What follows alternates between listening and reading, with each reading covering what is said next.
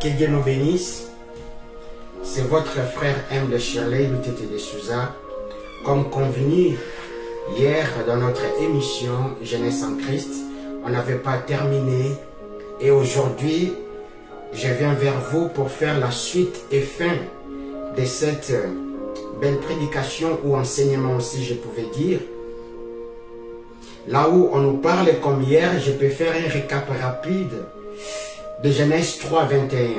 Donc, notre thème était bien les seconds Adam qui doit sauver les premiers Adam. Sachant que le second Adam qui est Christ, qui a la nature céleste, qui a la nature de l'esprit, qui doit venir sauver celui qui a la nature adamique ou la nature de la chair. Mais avant que je fasse quoi que ce soit, j'aimerais laisser tout par la main du Seigneur dans le nom puissant de Jésus-Christ. Et je vais prier. Père, je bénis ton Saint-Nom, Père Céleste. Béni soit ton Saint-Nom. Merci pour tes bienfaits. Je laisse toute personne qui va participer dans cette émission, que tu puisses nous ouvrir l'intelligence spirituelle, que tu puisses nous ouvrir la connaissance et la révélation de ta parole. Seul toi, Christ, que tu puisses demeurer dans nos vies, afin que la jeunesse en Christ, afin que la jeunesse puisse se réveiller et que la jeunesse puisse suivre ou chercher le vrai Dieu dans le nom puissant de Jésus-Christ. Amen. Amen, amen. Je bénis toute personne qui est en ligne. Et si vous êtes en ligne, il suffit juste de cliquer sur aimer et partager en même temps. Comme je dis souvent, il ne faut pas garder ces Christ-là pour vous tout seul, mais il faut aussi les partager. Amen. Alors sans plus tarder, donc on est dans Genèse 3, 21 que nous dit la parole de Dieu. Amen. Genèse 3, 21.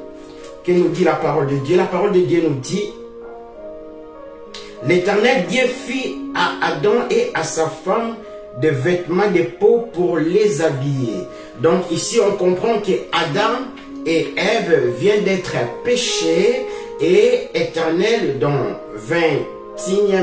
21e verset, il prend un animal où il enlève la peau de l'animal pour couvrir le péché ou la nudité d'Adam et Ève. Et alors, on va voir rapidement dans Hébreux 10, 8, 10, que nous dit les épîtres aux Hébreux, au 10e chapitre, à partir du 8e verset jusqu'à 10. Amen. Que Dieu nous bénisse. Que Dieu nous bénisse.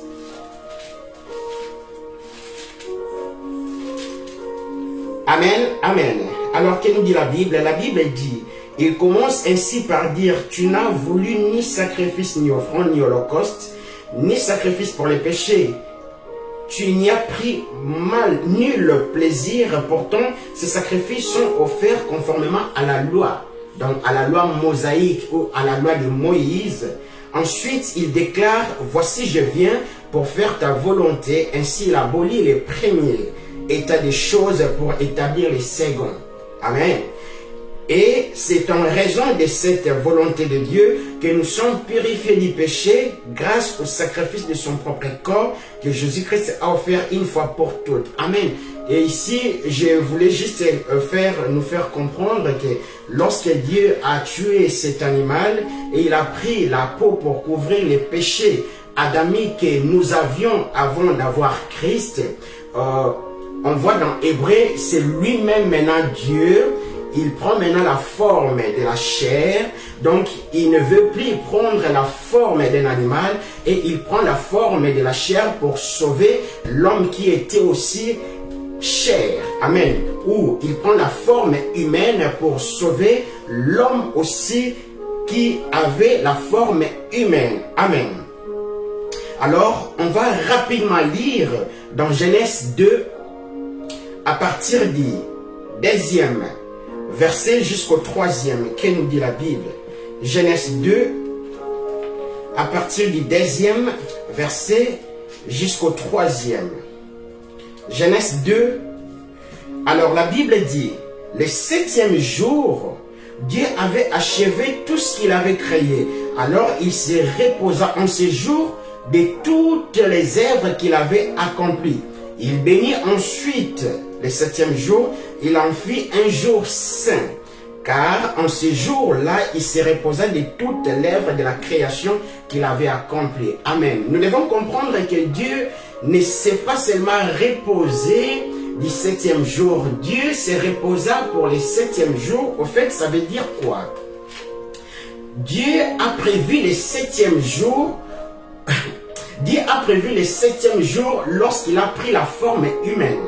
Lorsqu'il a pris la forme du second Adam, c'est là où il exerce le septième jour. Et vous remarquerez que dans les évangiles dits synoptiques, donc il s'agit de Marc, Matthieu, Luc et Jean, vous verrez que le miracle de Christ ont eu toujours, souvent, c'était les jours du sabbat. Or, les jours du sabbat, selon la coutume juive, c'était un jour de repos.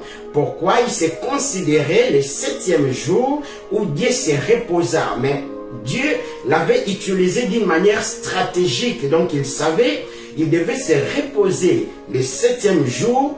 Enfin, à un moment donné ou voulu, il va prendre la forme humaine pour venir travailler le septième jour. C'est ainsi, vous verrez que le septième jour, c'est le jour de sabbat où Christ exerçait souvent des miracles. Car c'est lui le vrai Dieu qui s'est reposé pour le septième jour. Mais pour dire que lui-même étant travailleur, il fallait qu'il au septième jour, d'une manière physique, lui-même vienne travailler. Amen. Alors, pour nous en faire introduire rapidement dans notre thème d'aujourd'hui, on va lire Jean 4, au premier verset jusqu'au 6e verset, et on va sauter toujours dans le livre de Jean 4, du 15e jusqu'au 36e verset. Amen. Je lis la parole du Seigneur. Amen. Donc, j'étais bien au verset 4 du 4e chapitre du livre de Jean. Donc, il lui fallait donc traverser la Samarie. C'est ainsi qu'il se trouva près d'une bourgade de Samarie, nommée Sichar, non loin du champ que Jacob avait jadis donné à son fils Joseph. C'est là se trouvait les puits de Jacob. Amen. Je vais sauter rapidement toujours dans les livres de Jean au 4e chapitre à partir du 15e verset. Amen. Mais maître, lui dit alors la femme, donne-moi de cette eau-là pour que je n'aie plus soif et que je n'aie plus besoin de revenir puiser de l'eau ici. Amen. Va donc chercher ton mari, lui dit-il Jésus, reviens ici. Jésus, je ne suis pas marié, lui répondit-elle. Amen. Tu as raison de dire, je ne suis pas marié. En fait, tu l'as été 5 fois et l'homme avec lequel tu vis actuellement n'est pas ton mari. Ce que tu as dit là est vrai. Amen. Maître, lui répondirent la femme, je le vois, tu es un prophète. Dis-moi, qui a raison? Nos ancêtres ont adoré Dieu sur cette montagne ici. Vous autres, vous affirmez que l'endroit où l'on doit adorer, c'est à Jérusalem. Alors, je saute pour terminer ce passage très long. Amen. Je vais directement au 30e verset ou au 29e verset. C'est la femme maintenant qui part pour aller chercher son mari. Et la femme arrivée dans cette ville, voici ce que la femme dit. Venez voir un homme qui m'a dit tout ce que je fais. Et si c'était le Messie, les gens sortirent de la ville pour se rendre auprès de Jésus. Amen, amen. Amen, amen. Ici, nous comprenons une chose, que Jésus-Christ quitte Judée pour se rendre en Galilée.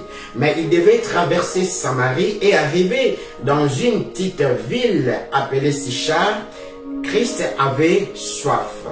Et Christ se reposa le long du puits et il y a la femme samaritaine qui était là pour puiser de l'eau. Amen. Et nous connaissons bien l'histoire de la femme samaritaine sur l'eau. Mais ça, aujourd'hui, ça ne nous intéresserait pas beaucoup. Ça nous intéresserait plutôt à partir du 15e verset du 4e chapitre. Jésus-Christ dit à la femme, va chercher ton mari. Amen. Et la femme dit, je ne suis pas mariée. Or, comprenons une chose, Jésus-Christ lui a dit, sur ça, tu dis la vérité, car tu avais 5 maris, mais le mari que tu as maintenant n'est pas aussi ton mari. Donc, comprenez que la femme, cette femme samaritaine qui est l'image de l'Église, avait déjà 6 maris. Ok? Donc, il vivait avec son 6e mari. Or, souvenons-nous dans Genèse, lorsque Dieu s'est reposant, avant qu'il puisse se reposer, il a créé l'homme. Et lorsqu'il a créé l'homme, c'était le 6e jour. Or, le 6e jour, comme chiffre complétude, or la femme avait des problèmes, peut-être elle-même, elle ignorait. Ce n'était pas quelque chose de perfection, car son homme était un 6e mari par rapport à la femme. Or, la femme, lui, cherchait le vrai mari. Donc, la femme qui étant l'image de l'Église, ou qui est l'image d'Ève d'une manière spirituelle, la femme cherchait Christ. Or, le 7e mari, c'est lui le second Adam qui a la capacité de sortir du jardin d'Éden pour aller récupérer le premier Adam et sa femme qui est l'Église. Amen. Donc, si je peux encore répéter, la femme, le mari de la femme samaritaine n'avait pas la capacité de donner quelque chose de bon ou quelque chose d'éternel à la femme samaritaine. Pourquoi? Le mari de la femme samaritaine était le 6e mari, celui qui est représenté comme le premier Adam, ok? Comme le premier Adam qui a échoué. Alors, il n'avait pas aussi la capacité d'amener la femme samaritaine vers Christ, parce qu'il a été destitué du jardin d'Éden. Seul Christ, qui avait la capacité de sortir du jardin d'Éden et aller retrouver la femme qui est l'Église, qui est la femme samaritaine. Amen. Que Dieu nous bénisse. Que Dieu nous bénisse. Exemple. C'est ainsi aujourd'hui, l'Église a une grande mission. L'Église doit montrer à Esther la vraie nature du roi. L'Église a la capacité, ou l'Église a la mission, a la responsabilité de montrer à la femme samaritaine le vrai Christ. Vous savez, les plus grands complots ou la plus grande erreur d'un homme, c'est d'adorer quelqu'un en croyant que c'est lui qui est Dieu. Mais arrivé le jour du jugement, que le Seigneur puisse vous sortir cette phrase qui se trouve dans Matthieu 7, 23. Ces jours-là, il y aura beaucoup de gens qui viendront. Seigneur, n'avons-nous pas servi à ton nom, sous ton nom? Et la réponse du Seigneur sera, éloignez-vous de moi, vous qui commettez l'iniquité, je ne vous ai jamais connu. Cette phrase, ça me frappe. Pourquoi le Seigneur n'utilise pas ici, pas je ne vous connais pas, mais il dit, je ne vous ai jamais connu. Donc, lorsqu'on parle du mot, je ne vous ai jamais connu, on ne parle pas seulement lorsque tu as commencé à exercer le ministère. Mais dès le moment où tu prétendais à être converti, où tu as voire même commencé à parler à langue, soi-disant, où tu as commencé à œuvrer, Christ n'était pas avec toi. Pourquoi? Parce que tu vivais toujours avec ton 6e mari au lieu de t'affectionner avec les seconds Adam ou avec le Christ qui est le second Adam. Amen. Que Dieu nous bénisse. Amen. Amen. Que Dieu nous bénisse. Donc, comprenez ceci, ce que je disais. L'Église a la mission de montrer le vrai Christ à son peuple. Donc, les eunuques ont la responsabilité, comprenez les termes eunuques. Vous allez les chercher peut-être dans l'Éphésiens 4 et 11. Je parle d'une manière spirituelle.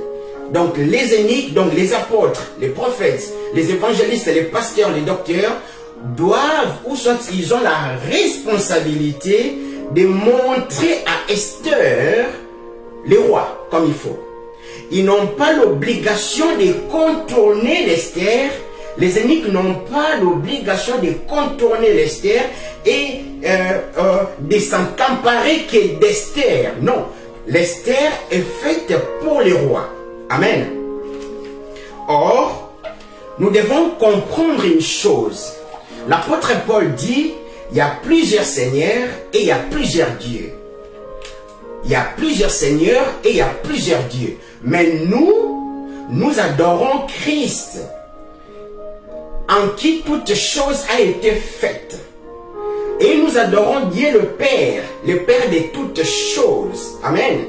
Et alors l'église, ou Esther, qui est aussi représentée comme l'église, ou la femme samaritaine, doit aussi avoir la conscience, doit avoir la confiance et doit avoir la conscience en elle. Est-ce que je suis toujours avec l'eunuque ou je suis toujours avec les rois? Est-ce que le roi est séparé des eunuques ou l'eunuque est toujours soumis au roi? Là, c'est la conscience dont l'Esther doit avoir. Donc, je l'ai traduit, l'église doit se poser des questions. Est-ce que les gens qui sont devant moi, ils sont toujours avec Christ ou pas? Amen. Amen. Amen. Vous savez, il y a beaucoup de gens qui pensent devenir sorcier, c'est lorsqu'on te fait manger quelque chose. Non. J'aimerais dire une chose attentive. Lorsque tu prends tes pieds, tu vas dans une secte, tu pries, toi tu penses que tu commences à prier, mais dans le monde spirituel, tu es en train de faire des incantations qui n'a rien à voir avec la prière, qui n'a rien à voir avec Dieu. Sache-le que toi tu es dans Matthieu 7, 23. Les derniers jours, au moins que Dieu te fasse grâce, t'ouvre les yeux. Sinon les derniers jours, il te dira, je t'ai jamais connu. Beaucoup de gens pensent que la sorcellerie est seulement au niveau de manger ou boire. Non. Lorsque tu mets aussi tes pas là où il ne faut pas les mettre, tu deviens aussi sorcier sans que tu le saches. Et tes prières ne sont pas des prières que Dieu adore ou agrée. Ce sont des incantations pour Dieu. Amen. Amen. Vous savez, si on veut détourner la prière d'une personne, il suffit de lui engober un mauvais enseignement. Or, un mauvais enseignement comme une nourriture, lorsque tu l'engobes dans la vie d'une personne, c'est ainsi que tu arrives à dériver sa prière ou à détourner sa prière. Et lui, croyant qu'il adore toujours Dieu, mais au moment qu'il est dans un faux chemin. Amen. Donc, l'Église doit avoir la conscience de chercher le roi, qui est Christ. Esther doit avoir la conscience de chercher le roi.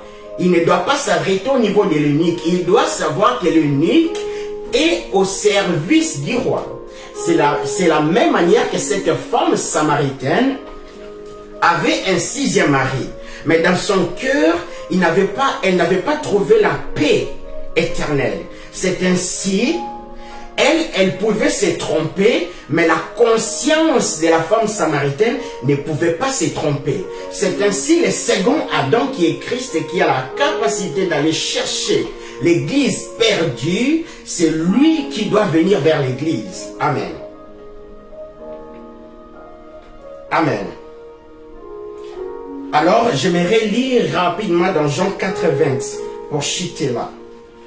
On va chuter dans les livres de Jean 4 au 20e verset. Que Dieu nous bénisse.